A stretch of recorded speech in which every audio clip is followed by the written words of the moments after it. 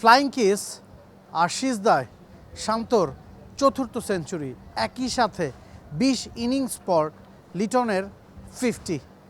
এই দুয়ের কম্বিনেশনে বাংলাদেশ নিউজিল্যান্ডের বিপক্ষে সিরিজ ডিসাইডার ম্যাচে অ্যাডভান্টেজ পজিশনে রয়েছে।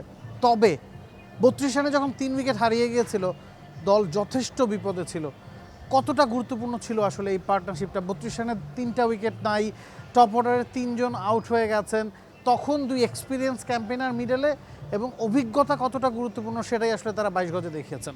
না সেটাই, আর এই তপ্ত গরমে প্রায় 2.5 ঘন্টারও বেশি এমন একটা ইনিংস খেলা বাংলাদেশ ক্রিকেটের জন্য স্বস্তির ছিল। বিশেষ করে 40-এর আগে যখন 3টা উইকেট প্যাভিলিয়নে চলে যাবে, তখন আপনারা এমন ইনিংস খেলতেই হতো। তো 160 রানের একটা পার্টনারশিপ, যেটা নিউজিল্যান্ডের সঙ্গে ওয়ানডেতে দ্বিতীয় সর্বোচ্চ, আর ওভারঅল ওয়ানডেতে বাংলাদেশের এর চেয়ে বেশি রানের জুটি আছে, খুব সম্ভবত মানে 4 নাম্বার উইকেটে 4টা। তো সব মিলিয়ে আমি কেন শান্ত আর লিটনকে এমন বেশি ক্রেডিট দিচ্ছি যে তাদের 20 বা 19 ইনিংস পর একজনের 50, একজনের সেঞ্চুরি, এসব কিছু বাদ দিয়ে এমন তপ্ত রোধে প্রায় 3 ঘন্টা ব্যাটিং করাটা একসঙ্গে অবশ্যই অনেকখানি ক্রেডিটের।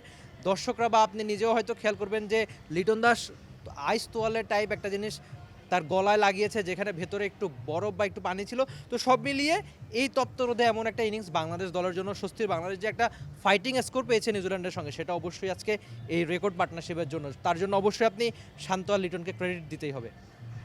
শান্তকে আমরা দেখেছি গেল ম্যাচ ইনজুরিতে পড়েছিলেন, ক্র্যাম্প ছিল, এবং যে গরমের কথা আপনি বলছিলেন, ক্র্যাম্পের পেছনে গরমের একটা বড় হাত ছিল। অনুশীলন করেছেন এবং ওই অনুশীলনের পরে আজকের এই ইনিংসটা তাকে নিশ্চিতভাবে আত্মবিশ্বাস দেবে। চ্যাম্পিয়ন্স ট্রফিতে 77 রানের একটা ইনিংস খেলেছিলেন, এরপরে গেল ম্যাচে 50, ধারাবাহিক হচ্ছেন শান্ত। না একদমই, শান্তর মাপের মানের ব্যাটার থেকে আপনি এমন ইনিংসই আশা করবেন। ওয়ানডেতে প্রায় 20টা ইনিংসের মতো তার সেঞ্চুরি ছিল না, সবশেষ খুব সম্ভবত এই চট্টগ্রামে একটা সেঞ্চুরি পেয়েছিলেন।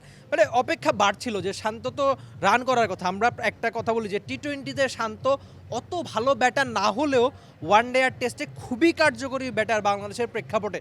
তো সেই শান্ত থেকে একটা পর্যায়ে 3 ফরম্যাটের ক্যাপ্টেন ছিলেন, শান্তর ব্যাট থেকে বড় রান আসছিল না, অপেক্ষা বাড়ছিল। সেই অপেক্ষা আজকে চট্টগ্রামের এই উইকেটে দূর হয়েছে নিউজিল্যান্ডের সঙ্গে। শান্তর মতো ব্যাটারের রান করা কেন দরকার নাবিল কাসের, আজকে তার সবচেয়ে বড় প্রমাণ মিলেছে যে টপ অর্ডার ব্যর্থ হয়েছে, বিশেষ করে বাংলাদেশের ওপেনার সহ বা 3 নামা ব্যাটার।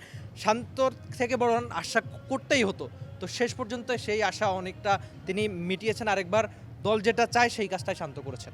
লিটনও 20 ইনিংস পরে 50 পেলেন, এবং মিডল অর্ডারে এই দুজনকে কি এখন একটু সেটেল মনে হচ্ছে না? কারণ একটা সময় দুজনই টপ অর্ডারেই আসলে খেলেছেন, মিডল অর্ডারে মেকশিফট হিসেবে তারা এখন খেলছেন। জায়গাটা তো পাকাপোক্তই মনে হচ্ছে এখন, মিডল অর্ডারটা অভিজ্ঞ হাতেই আছে।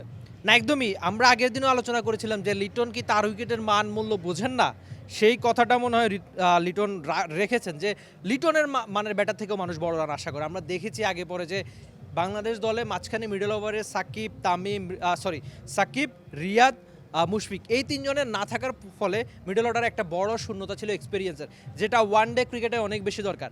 আপনি যদি টি-20 ক্রিকেট খেলেন, সেখানে হয়তো 10 বলে 25 রানের এমন একটা ইনিংস অনেক বেশি গুরুত্ব রাখে, কিন্তু এখানে আপনি যদি 10 বলে 20 রান করে আউট হয়ে যান, দলের খুব একটা লাভ হবে না। আপনাকে থাকতে হবে 50 ওভার বা লম্বা সময় ধরে রেখে, হয়তো আপনি তো আর এখানে 400 রান করতে নামবেন না, 350 রান করতে নামবেন না। তো বাংলাদেশের প্রেক্ষাপটে এই জন্যই লিটন বা শান্তদের কথা আমরা বারবার যে বলি, তাদের এই জন্যই দরকার ওয়ানডে ক্রিকেট। আর ওয়ানডে খেলাটা স্টাইলই এরকম, একদম আলাদা। এই জন্যই আমার মনে হচ্ছে যে মিডল অর্ডার এক্সপিরিয়েন্স ক্যাম্পেইনার দরকার ছিল, সেই কাজটা লিটন দারুণভাবেই করেছেন। তবে এমন ইনিংসের পরও আক্ষেপই একটাই, সেটা হচ্ছে সেঞ্চুরি না পাওয়া।